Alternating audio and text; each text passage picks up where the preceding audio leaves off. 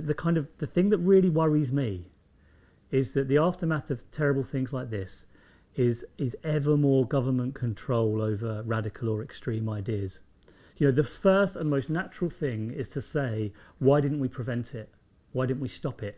We need to prevent these things from happening. We need to prevent the ideas from having airtime. We need to prevent the people from communicating. We need to have greater surveillance controls. The sort of default reaction is always more control over things. And especially in ideas, that it's always that we need to somehow prevent the radical ideology from having the opportunity to spread somehow. I don't think that's the right approach.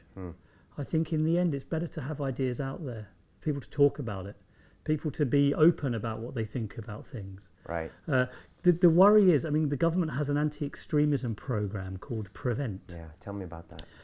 And well, the idea is that it tries to stop people supporting terrorism, and it sort of undermines the support for extremist ideology.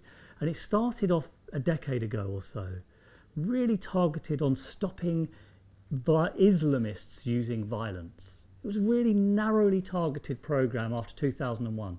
The idea was that there are some radical Islamists who might consider using violence in pursuit of their aims, and we could try and persuade them not to use violence. We're not going to change their ideas, but tell them that convince them, persuade them, almost force them to accept that violence isn't the answer.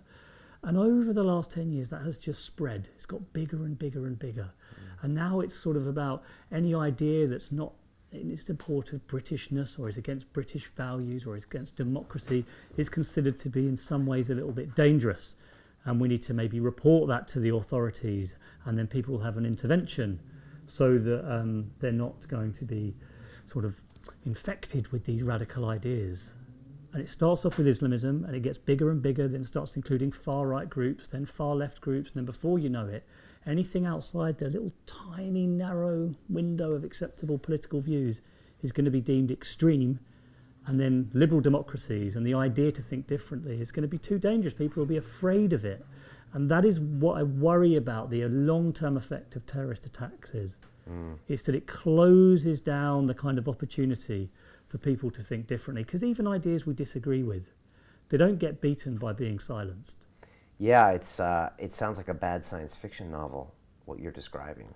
We're kind of living through a bad science fiction novel, aren't we? Yeah, and so this plan is really, they go down deep and they just try to nip it at the butt, these radical ideas, which is really quite ridiculous.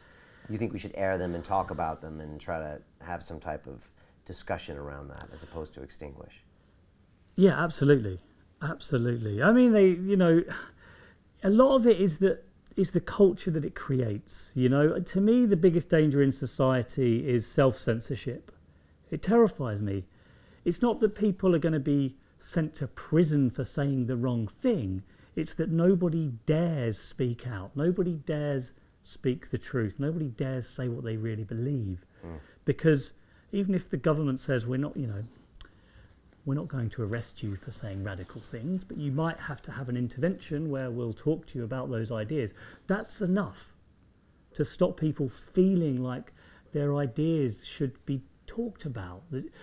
A true liberal encourages disagreement, encourages dissent.